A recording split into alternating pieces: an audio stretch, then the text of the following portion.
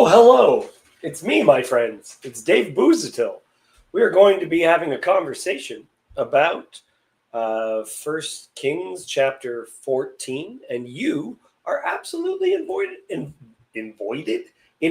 to join us. You got 5 minutes to grab your Bibles. We're live. Talk to you in 5, okay?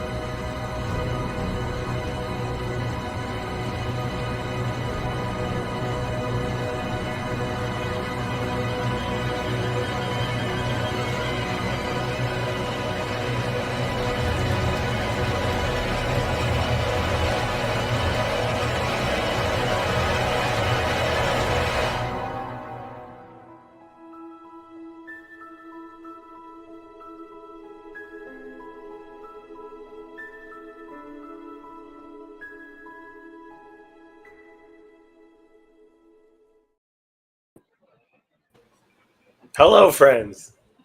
Hello. I'm back from being sick and from Yumming Kapoor. Yeah, we've had 2 weeks off, so good to see everyone.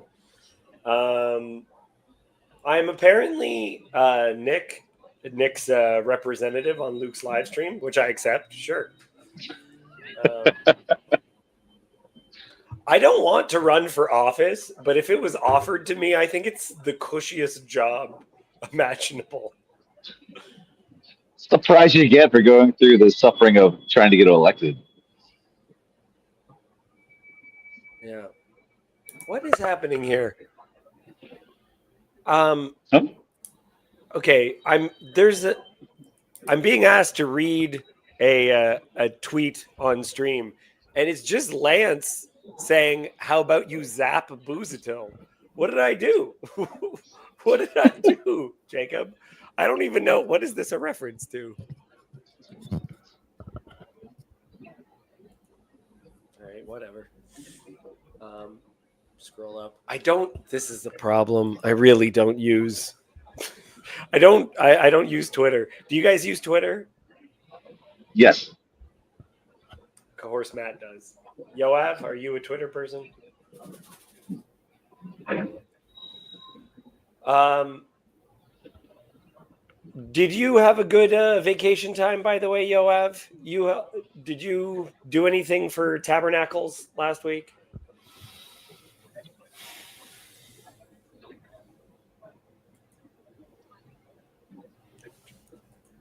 I visited a lot of Orthodox churches in Romania.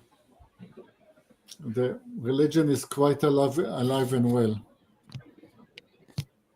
Mm-hmm. Okay. Huh?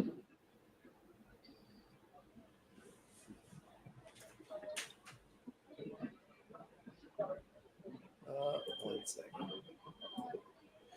So, sorry, did you say that for Tabernacles you went to church? Many That's of what you did? them, and monasteries. Okay. All right.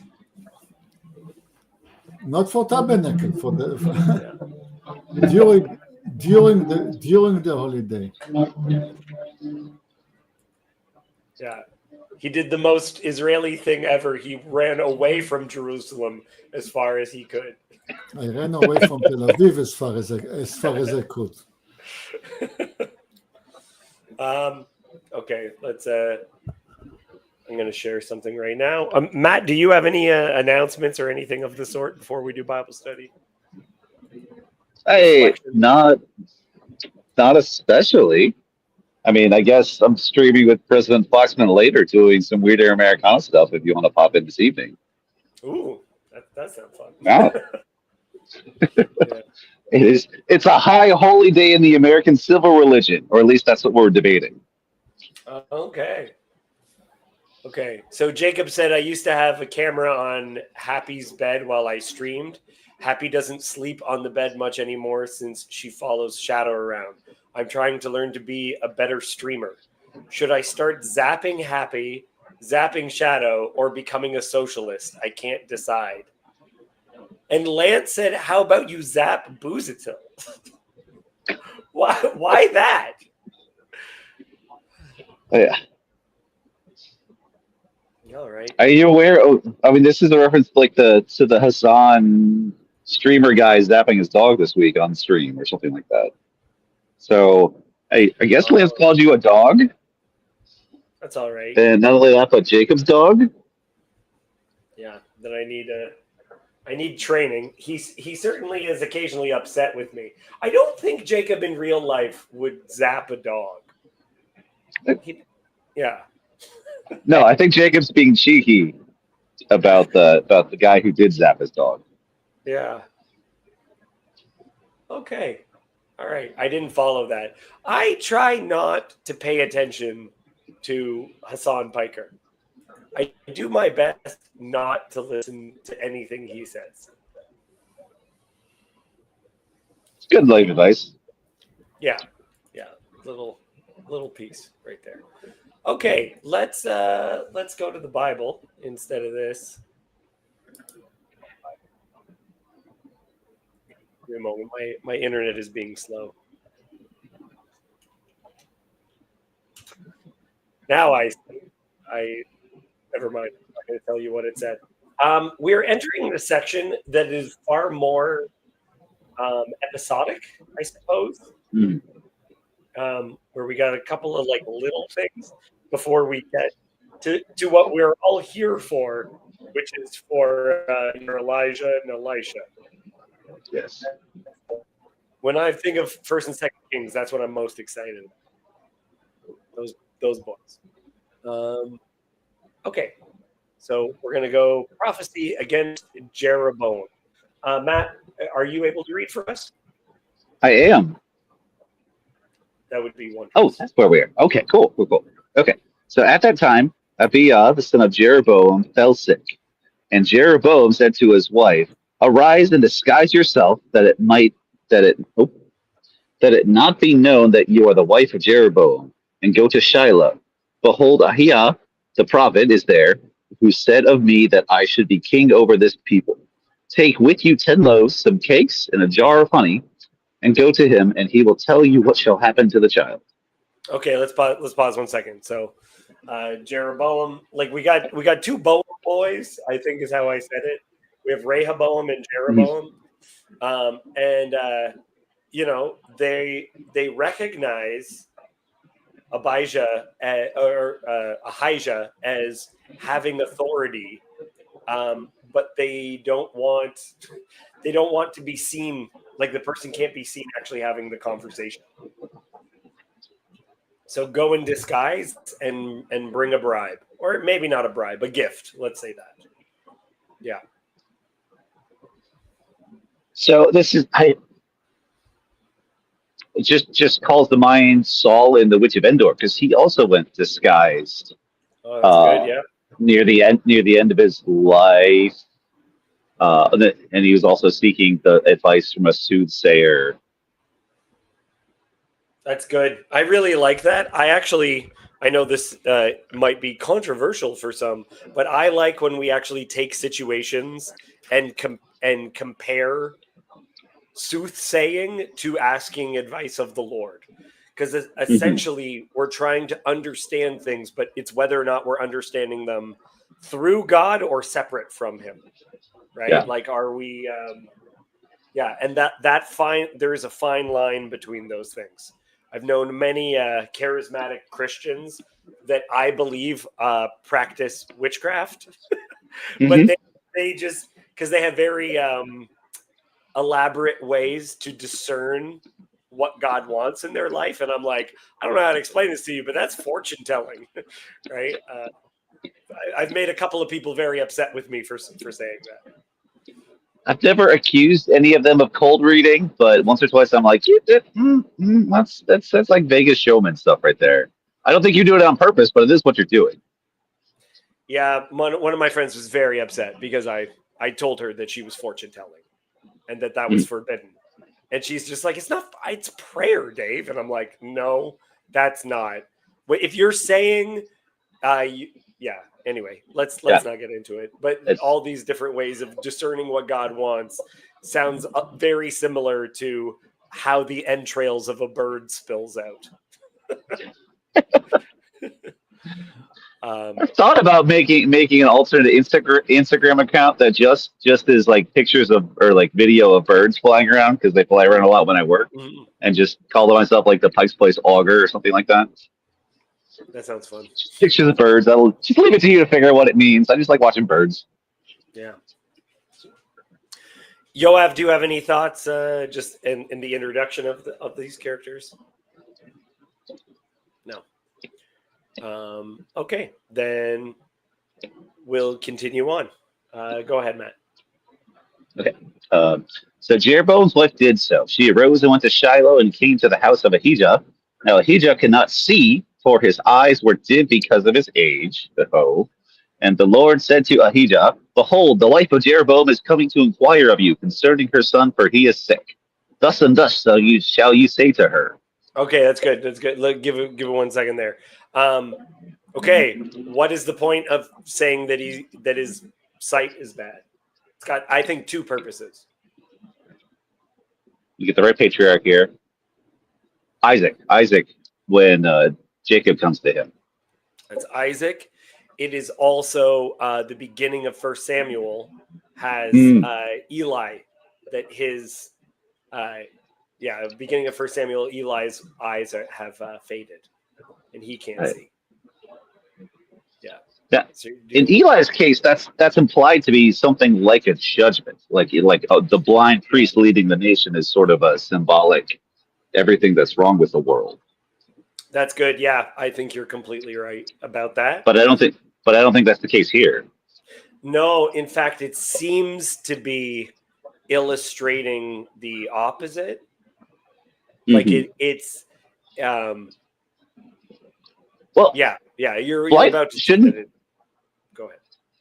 I think it's just the priest prophet thing. Like, isn't blindness like disqualify you from priest work eventually? Shouldn't it? I think you're right. Does it? I can't remember if blindness, definitely lameness. Anyway, it's interesting too in First and Second Samuel. In First Samuel, it will say in those days they used to refer to a prophet as a seer. That's what their title was. So the idea that we got a blind seer, it's a very Yoav, you like it when we get references to Greek mythology, right? Tiresias, the blind seer in. It's yon God that is into Greek mythology. I'm just being kind to yon God when I dwell into that. Oh, okay. Your charity is much appreciated. Yeah.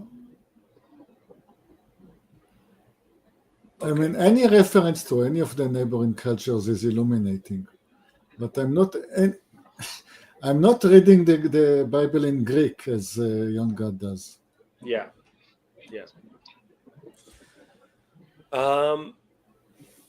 Okay. Go ahead, Matt. If you want to continue reading.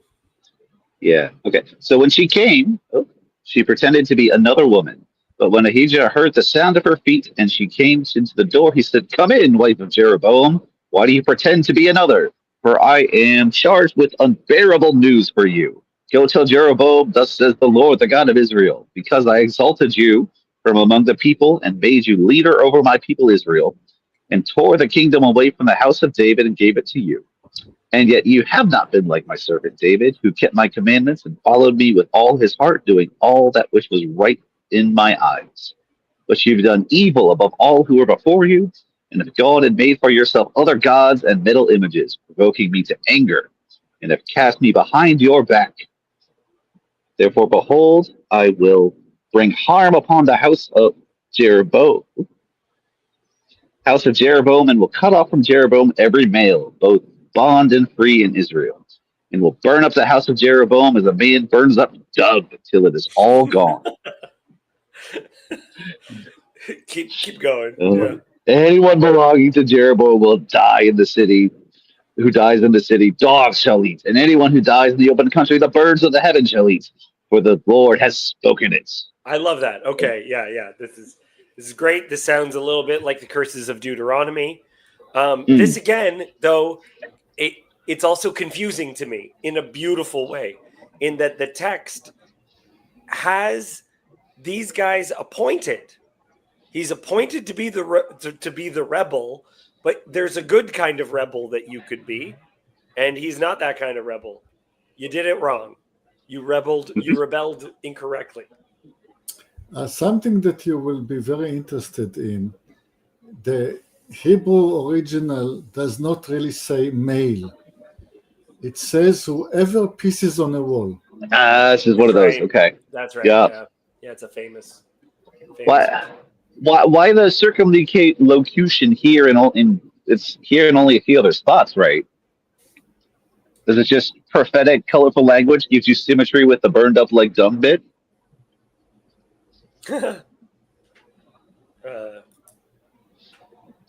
That's great. I like that. I like the connection to urine. Of course I do. It's an interesting...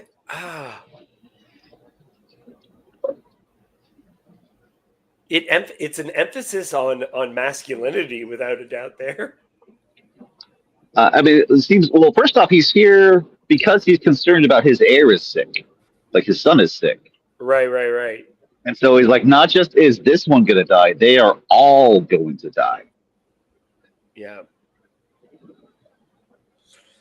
Yeah, and this image of like the animal, like that they will be a feast for the beasts, that image will repeat itself over and over again. Yep. And we'll see this as well. Jezebel gets eaten. No burial for her. Yeah. She's get gnawed apart. And Ahab both does and doesn't. Yeah. I don't like that it says every male, because I like when it's euphemistic imagery also like stabs you, right? When you call people different things.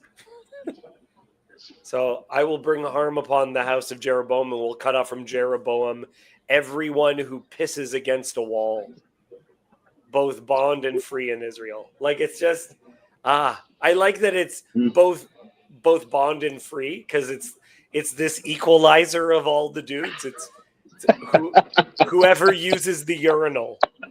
This is good. Yeah.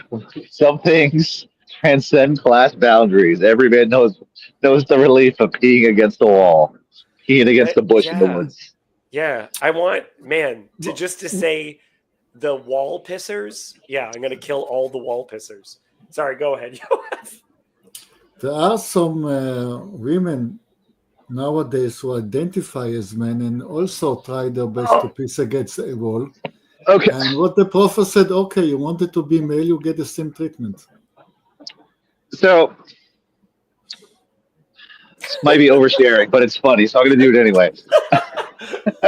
Let's see what happens. I have a lot of sisters, and like we've been very, like my entire family's been very good about all the siblings have gotten together for Christmas for the last like 5 Christmases in a row. And usually one of the things that happens is there's a couple nights that are devoted to like December bonfires. And last year, several of my sisters complained that it's really not fair that us guys can just walk into the darkness, relieve ourselves, and come right back. And so last Christmas, in order to bring justice to this biological difference, I bought every single one of my sisters a device that is called a shiwi for backpackers. You can attach on, and it allows you to, as a lady, piss against the wall. Are you just describing a funnel and a hose? Is that? That's exactly what it is. Yes. Yeah. Also could be used to shotgun beer. I wouldn't do both with that, though. You gotta kind of make sure they're properly labeled so you know which one's which. What? Okay. All right. I love it though. Well, I'm so it. happy that there are only 6 people watching now. Yeah, for sure. But I we really care about justice and ending the patriarchy here. Come on. Maybe it's just me, but I actually really like when God uses quote unquote brutal or brutal imagery or God says these are the conversations that matter. Thank you, Yanni. Yoni, what is the translation in Greek? Does it mention the wall? Oh, yeah.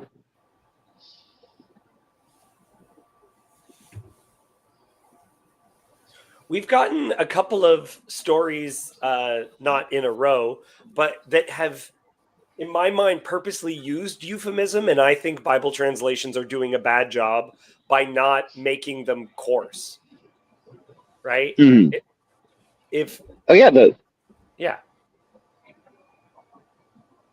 The brutality is in it. I want the brutality. Translate the brutality, including if that is swearing. Right? I mean, this is effectively two references to the male member inside of like 6 or 7 chapters. Yeah, yeah. Where, My little finger. That my uh little huh, finger is bigger than my father's leg. Come on. yeah, yeah. I I mean, it's also kings and virility, which is a kind of ancient Near Eastern theme. Yeah. Um, Okay. Let's uh let's go from verse 12, shall we? Maybe Yanni will find you that information, Yoav. He'll find out. Yanni does the Greek refer to them as wall pissers? Okay, go ahead. Verse 12. all right. Okay. Arise, therefore, go to your house. When your feet enter the city, the child shall die. And all Israel shall mourn for him and bury him. For he only of Jeroboam shall come to the grave, because in him there is found something pleasing to the Lord, the God of Israel, in the house of Jeroboam. Moreover, the Lord will raise up for himself a king over Israel who shall cut off the house of Jeroboam today, and henceforth the Lord will strike Israel as a reed is shaken in the water, and root up Israel out of this good land that he gave to their fathers, and scatter them beyond the Euphrates, because they've made their Asherim, provoking the Lord to anger. And he will give Israel up because of the sins of Jeroboam, which he sinned and made Israel to sin. Okay, let's pause 1 second. First things first. Yanni is saying that the Septuagint is missing like half of its chapter. What? Yeah.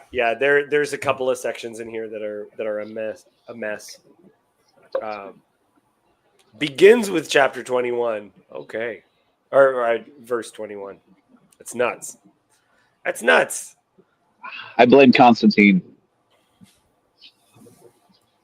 I mean, there's a lot of.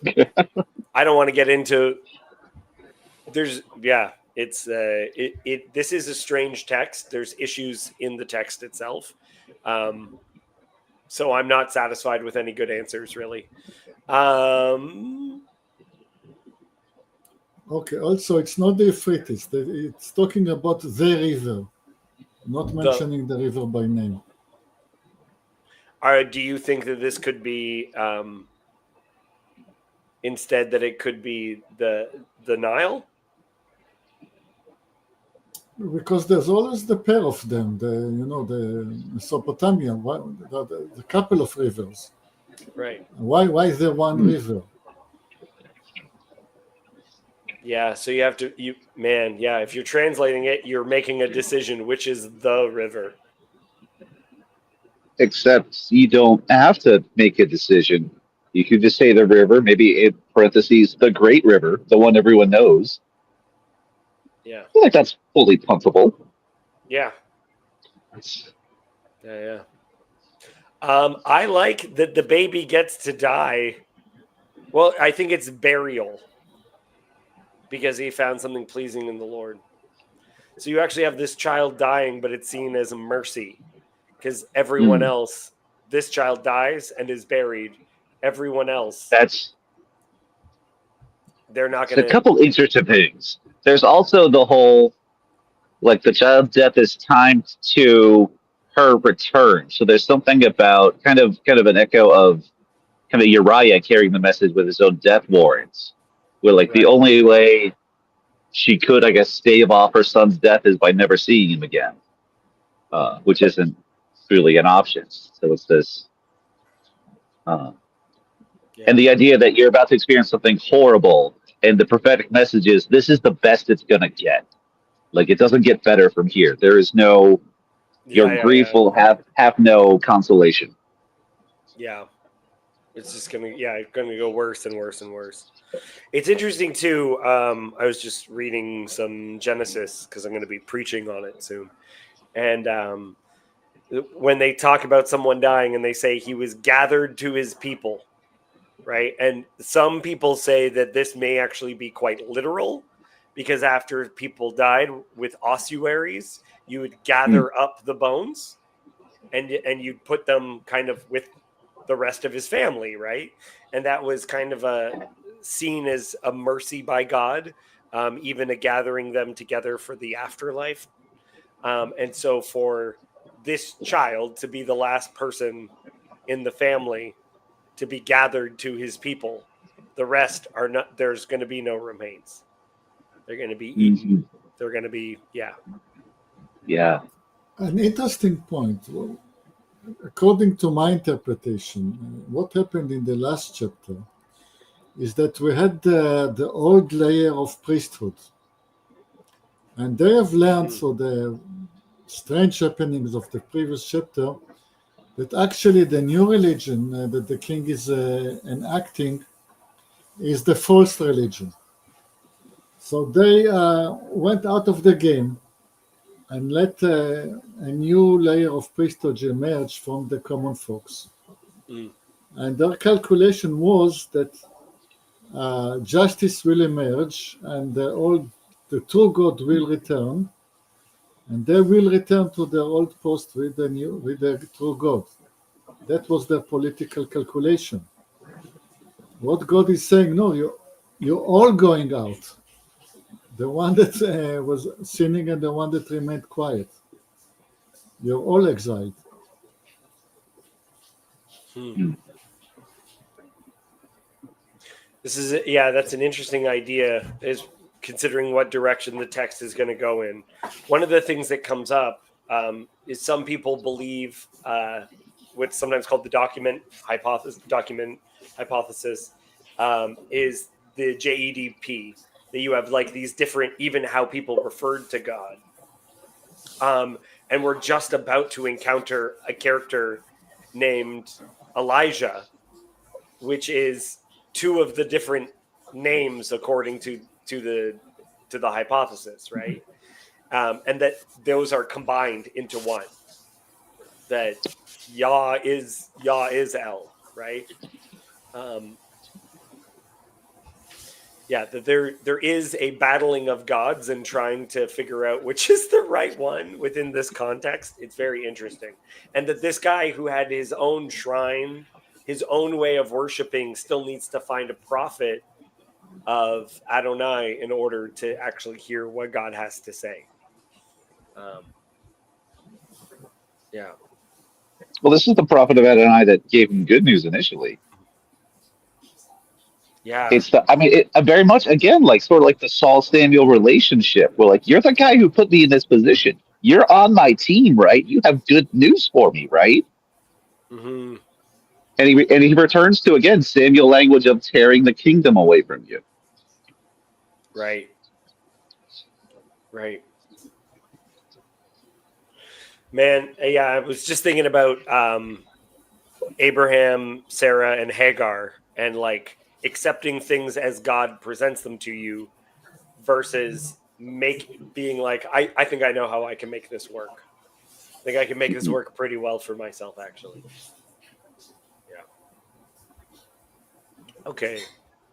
We just got this little end bit here. Then Jeroboam's wife arose and departed and came to Tirzah. And as she came to the threshold of the house, the child died. And all Israel buried him and mourned for him according to the word of the Lord, which he spoke by his servant Ahijah the prophet. Okay.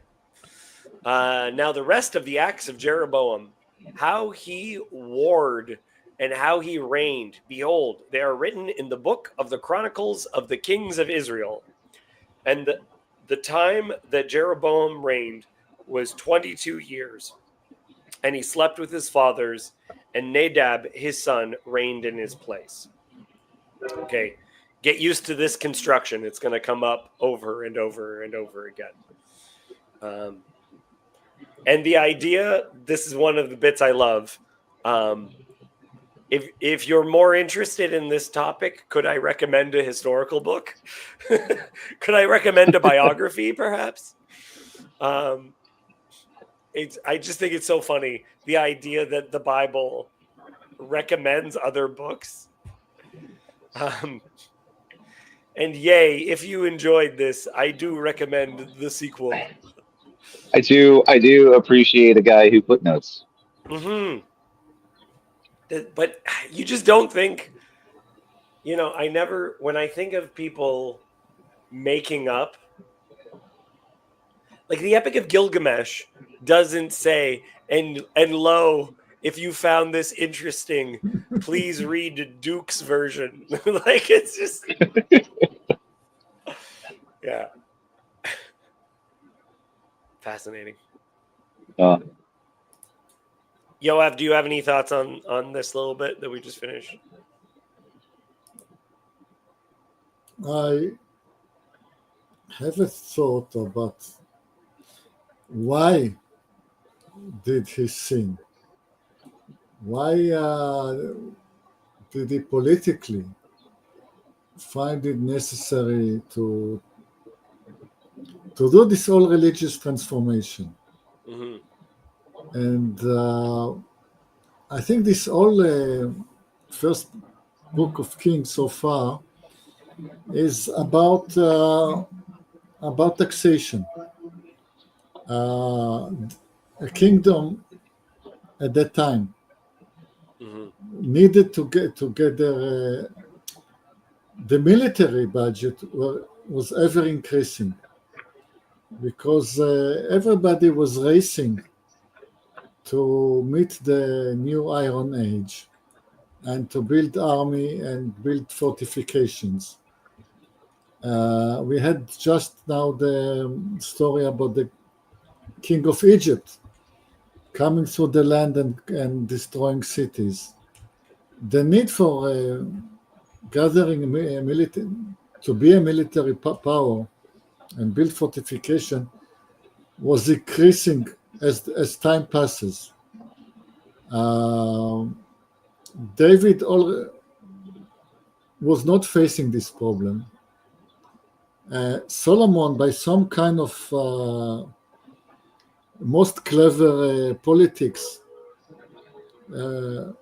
he gathered enough money for building temples and houses and building a few cities, but it wasn't enough by the time of the next generation.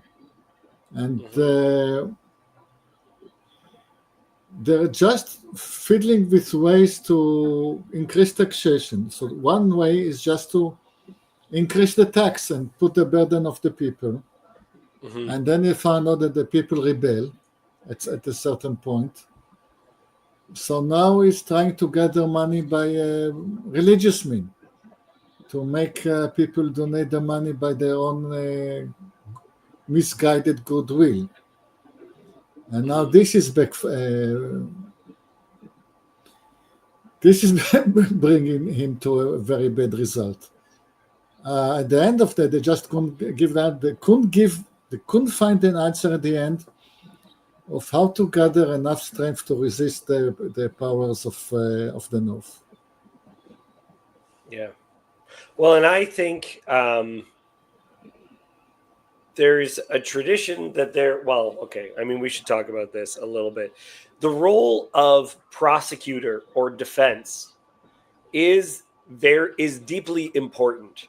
We have an image now of like corrupt lawyers, but I think that there's a couple of images within scripture where Hasatan, the Satan, is actually not necessarily a negative figure. There, and that it's actually part of the role of bringing forward justice, right? In any criminal case, we don't think, oh, justice wasn't served because someone defended the murderer. We actually believe that having someone prosecuting and defending is actually how we find out what really happened, right? And it seems to me that Jeroboam, and this is what I was kind of pushing Hezi with, when I'm asking what is the dream of how good it could be, is I want there to be a good pushback against a king who's an idiot, right? Rehoboam is an idiot, right? Solomon's son, he's the one that we were just talking about, is an idiot, and he needs someone to put him in place. But the problem is that when you're rebelling, when you have a good reason to rebel, it's really, really easy to go a little bit crazy and do your own thing.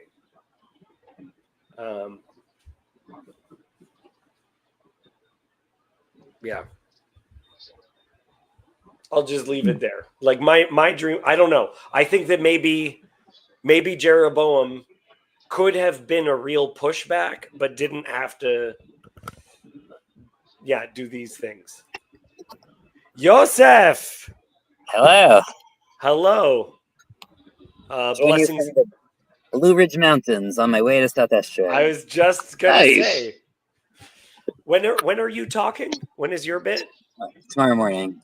Tomorrow morning. Okay. Yeah, I probably won't be able to stay on long, but I figured I saw you guys streaming. Listen a little bit, say hi. Good. Are you allowed to be doing estuarial things on Shabbos? How does that work? I mean, I'm gonna go to stuff on Shabbat. I just won't be on film. I mean, I'm not be on stage right Mm-hmm. Okay. now. I mean, Cool. I'll have to work around some things, but it should be okay. Yeah. Dave has made a big effort, so I want to give him credit. Excellent. So we just we were just have you been listening? Okay. We were just talking about Jeroboam. What do you think Jeroboam could have done good? Like, is there a version where he doesn't create calf worship? Is there a version? God's upset. He says, I gave you this kingdom to split off, but is still upset about the calf worship. I think it's a hard challenge, right? Because the temple defines this united center of religion for this nation, but it's very new. It's very fragile. It's not so obvious that it's the only option. The tabernacle had been in the northern kingdom for the past however many 100 years, 400 years or something. So like, I understand why he would move in that direction and say, like, we can do worship here just as well, and we don't need to go down there anymore. Right. The calves are interesting because, I mean, there's one way to read it as the golden calf, but the other way to read it is the calves that are part of the architecture of the temple, like holding up the basin and stuff like that, right? Like, it's not that calves are totally poison as an image, though it's easy to read it that way, certainly in retrospect. When God said split it off, it seems he meant politically and not necessarily religiously, and that's complicated because, like, one of the things that Rehoboam does is he, stations sentries to stop people from going on the pilgrimage, right? Like, that's like he's deliberately trying to seemingly to create his own thing, his own religious center in a way that isn't integrated, and it seems to be misunderstanding God. Could he have understood God better? That's the question. Could God have been clearer? I don't know. Like, that's a weird question to ask. Like, God chose to talk to him in a specific way or to reveal him his will in a certain way.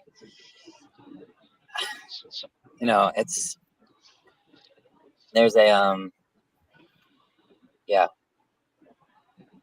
that's a hard question. I don't know.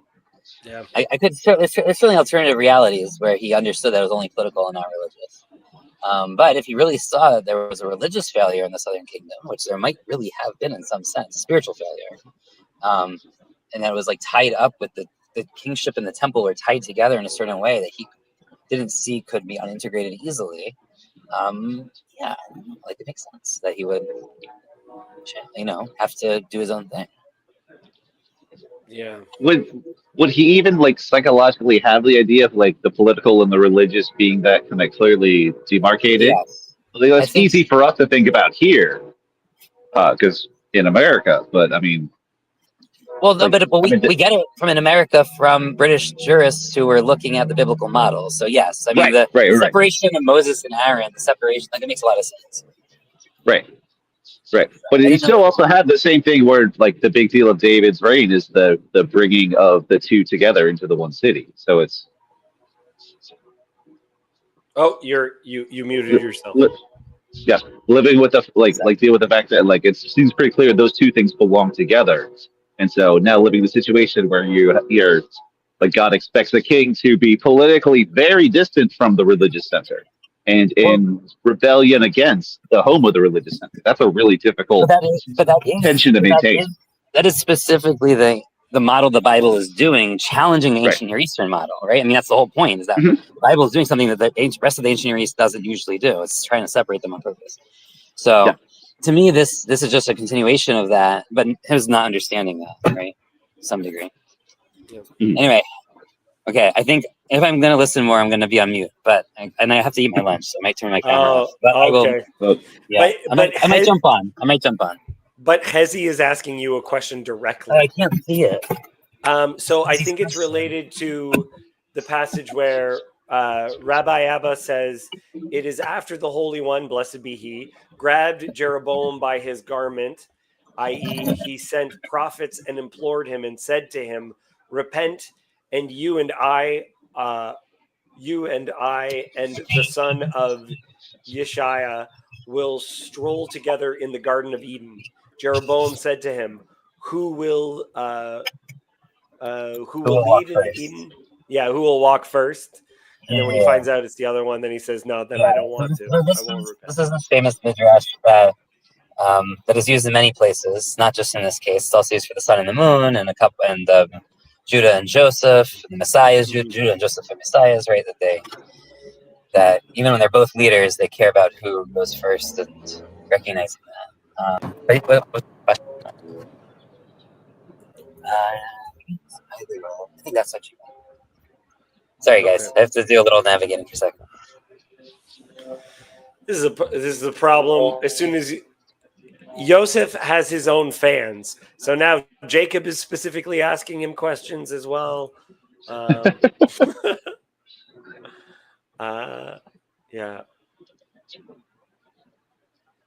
I don't know why Yanni is thinking about circumcision, but it's directed towards Yoav. Oh, okay, that's why. Yeah. All right, let's jump back into the text. Matt, would you, or Kurt? I have read. Yes, I forgot that you were there because you are silent unless reading. No, not necessarily. Anyway, so from now Rehoboam. Yeah. Okay. Now Rehoboam, the son of Solomon, reigned in Judah. Rehoboam was 41 years old when he began to reign, and he reigned 17 years in Jerusalem. The city as the Lord had chosen out of all the tribes of Israel to put his name there. His mother's name was Naamah the Ammonite. And Judah did what was evil in the sight of the Lord, and they provoked him to jealousy with their sins that they committed more than all that their fathers had done. For they also built for themselves high places and pillars in Esharim on every high hill and under every green tree. And there was also male cult prostitutes in the land. They did according to all the abominations and the nations that the Lord drove out before the people of Israel. Okay, beautiful. Thank you. Well, not beautiful. I mean, obviously, that's horrible. Um, but that's a very interesting section. So reducing Rehoboam's reign. I find this very interesting that it reiterates this, because this is the first time that we've seen it split. It says, "And he reigned 17 years in Jerusalem, the city that Hashem had chosen out of all the tribes of Israel to put his name there." It's reminding us that we're now divided. We have a kingdom divided. We have two different sets of kings. So we're talking about the king that's from the actual real place that God actually chose, right? This is the city. This is what God actually desired. Yeah, emphasizing. But where did he reign the other 4 years? I don't understand where else he reigned from. Or no. Oh, no, never mind. Sorry, I'm confused. Nope, I'm just confused. Don't mind me. Oh, okay. Yeah. I see what you're saying. Yeah, I think. Yeah, but also the fact that like we make me feel that how like young and immature he was when the kingdom splits, but he was 41 years old when this happens. Yeah.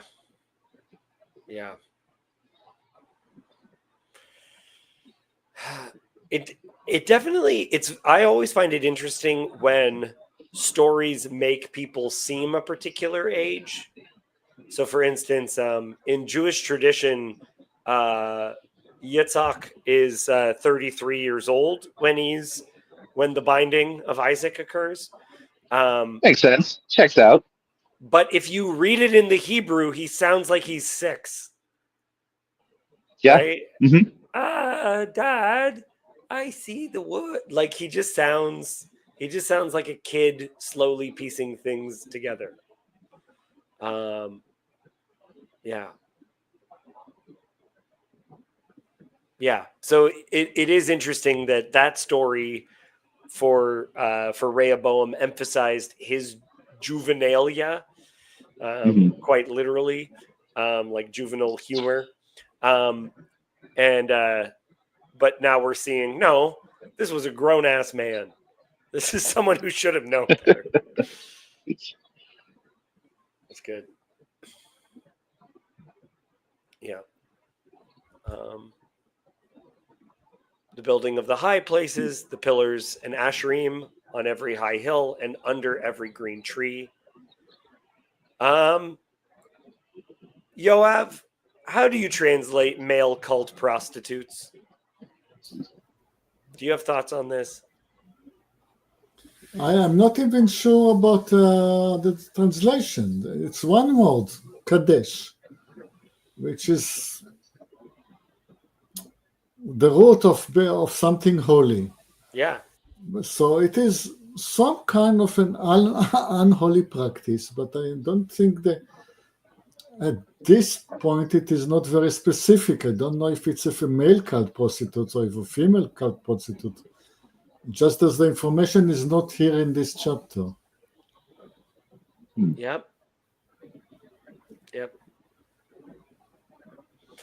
Yeah, and it's very strange. There's people who have all kinds of theories about this role, like the Holy of Holies is the Kadesh Kadeshim, right? Like it is the same word for holy when applied to God and when applied to holy places. It's it's it's Lots of places are called Kadesh. Many. For example, in the desert there was Kadesh Barnea. Mhm. Yeah, but I'm not clear about the meaning of the word here. but this sounds like it could overlap with what you were saying before, Yoav, that there's about the competing religious, like that, and that's everywhere. It's not just these two split over it. Even the kingdom of Jerusalem or kingdom of Judah within itself is having these fractures of, yes, the temple is there. They're going to talk about stuff being stolen from the temple, but also there's this alternate worship occurring.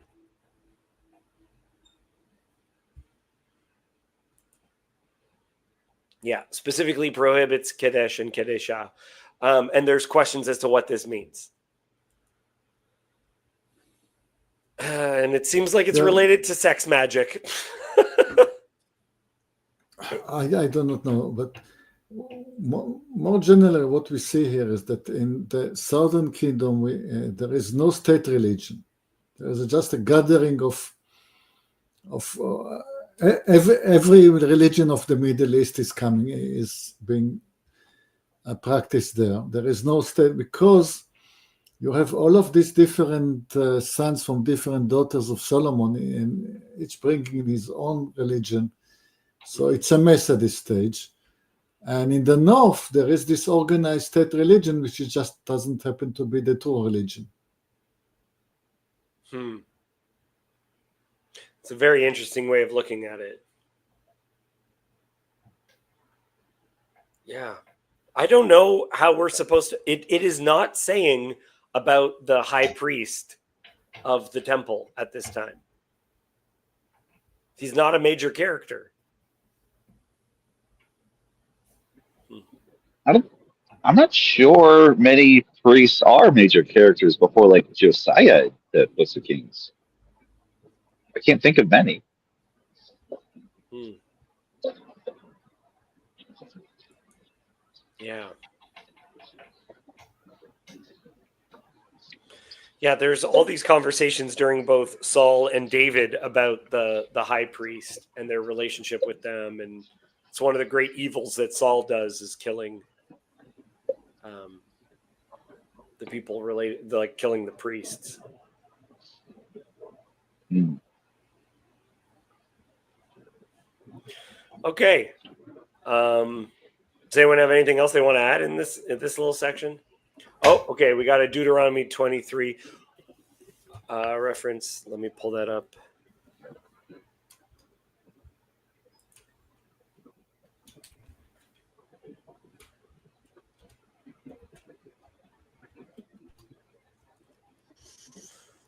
Okay.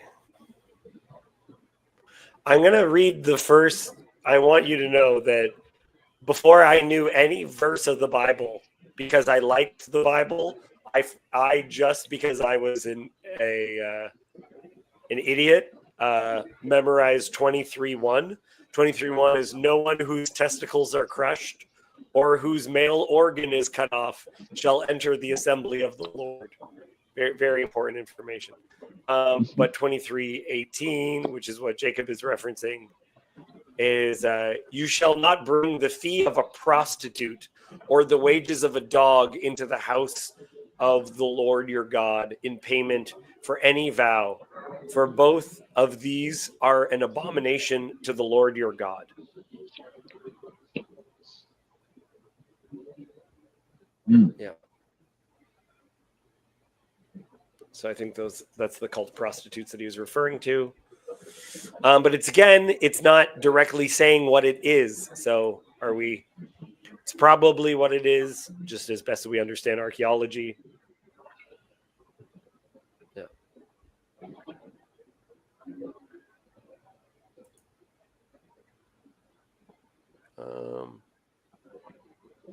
Yeah. None of your daughters. Yeah, none of the daughters of Israel shall be a cult prostitute, and none of the sons of Israel shall be a cult prostitute. You shall not bring the fee of a prostitute or the wages of a dog into the house of the Lord your God. Good stuff. Mothers, don't let your sons grow to be Kadesh. Yeah.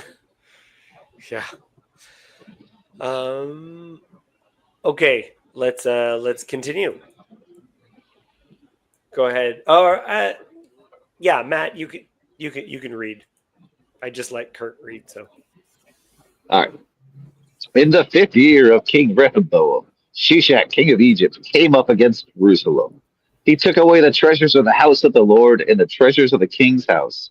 He took away everything. He took away all the shields of gold that Solomon had made, and King Rehoboam made in their place shields of bronze, committed them to the hands of the officers of the guard, who kept the door of the king's house. And as often as the king went into the house of the Lord, the guard carried them and brought them back to the guard. Now, the rest of the acts of Rehoboam and all that he did, are they not written in the book of the Chronicles of the kings of Judah? And there was war between Rehoboam and Jeroboam continually. And Rehoboam slept with his fathers and was buried with his fathers in the city of David. His mother's name was Naamah the Ammonite, and Abijam his son reigned in his place. The Ammonite. That's fun. Hmm. The other bit that I wanted to make mention. Okay, we got some Egypt up here, which makes Yoav very happy. I don't get the image that there was war. I think the guy shows up and he says, "I want those," and he just gives it to him. That becomes part of it. Because you're picking something that we don't know the purpose of, but aren't related to the temple items proper. And then he switches It's the sort of thing where like he either threatened or made a conflict and is like, I want this much tribute from you. And it's up to Rehoboam to figure out where that came from. Mm-hmm. Might be, yeah. These gold shields. I guess having Pharaoh's daughter for your mother?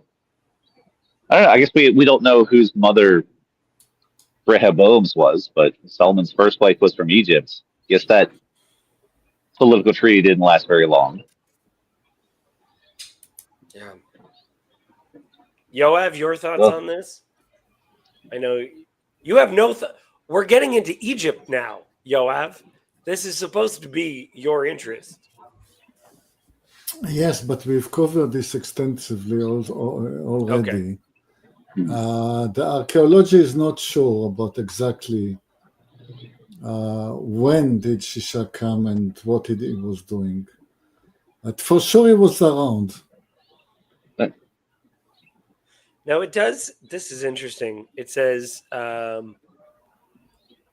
his mother's name was Naamah the Ammonite. So it's saying that his mother was an Ammonite, not the okay. Egyptian. Okay. Yeah.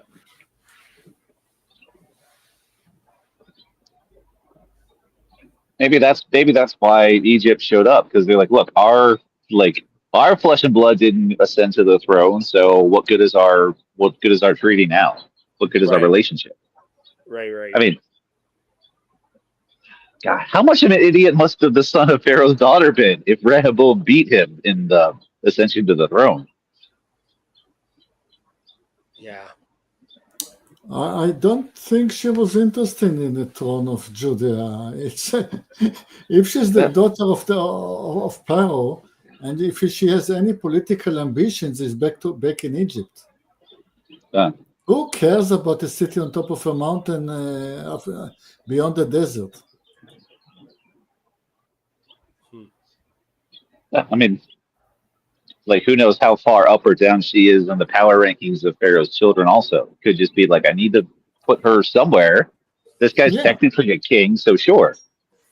Yeah, but as an Egyptian, this place is a dump, and she hates every minute of it. If she wants anything, is to go back home. Is that what this is? Dad, come pick me up? Could be. This party is so over. It's funny. Yeah. Man, that would really be a contrast, though, because like you have this image during Solomon's rule, which I know Yoav, you didn't like, which like you didn't believe, where you're like, why these? When what's her name? When the Sheba, when she was marveling at everything, you're like, why are they marveling? This is nothing. Is how you felt. But you get this sense of, yeah. Maybe she's just surprised at how sort of like pretty good for a redneck is how smart Solomon is. Well, look at from our point of view, we know that the Jerusalem is the internal city. At that time, Jerusalem was on the map for about 100 years. Mm-hmm. Yeah. I mean, some archaeology says that at the time of David, Jerusalem was nothing but a big village. Mm-hmm. So I'm saying it's not a big village, it's a small town. Still, a small town for an Egyptian queen. Right. Interesting. Okay. I think I wonder if, like, again, does Solomon bring all the different like worship stuff into his house at the behest of his wives? It's sort of his way of trying to make this place feel like more like home for them. Be like, yeah, no, I get this place is a dump. Let me do something to kind of make this easier for you. Something, bring a little familiarity.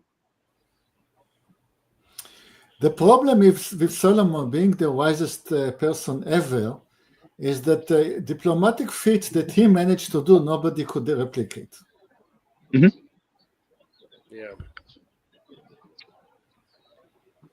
Reminds me of some recent historical events. I was just about to say, I feel like you're talking about something. No, absolutely not. I'm talking about Solomon. And about future events too. There's a particular political moment right now, and I don't know if it can last beyond the people that have established them. Yeah, I don't know what Trumpianism is going to be without Trump. What is that going to be? We'll see. Maybe. Okay, I think this is a good place to end. Unless there's other stuff that you guys want to bring forward from the text. On the road from Baalbek to Egypt, you probably do not pass by Jerusalem. You either go just north of the Yarkon River or on the east side of the Jordan River. That were the two best paths. Most likely you go just east of the sources of the Yarkon River. That's where the international road was passing.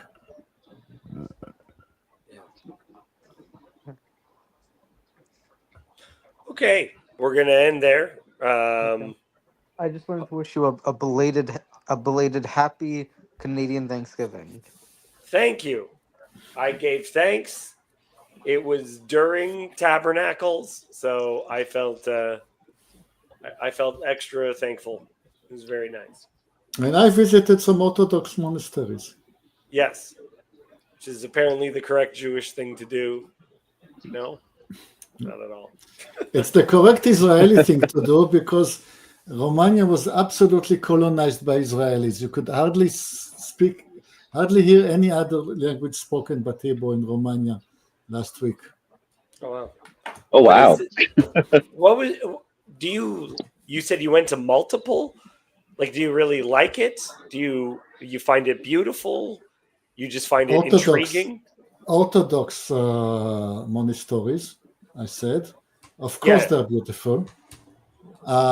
Actually, was it Tuesday? There was the saint day of a female saint of the 10th century. And she was converted she has become a saint, not by hearing the word of God, but by looking at the beauty of the physical beauty of the religion.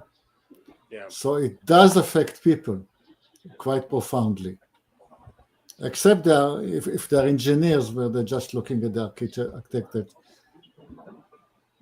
Beauty doesn't speak to them.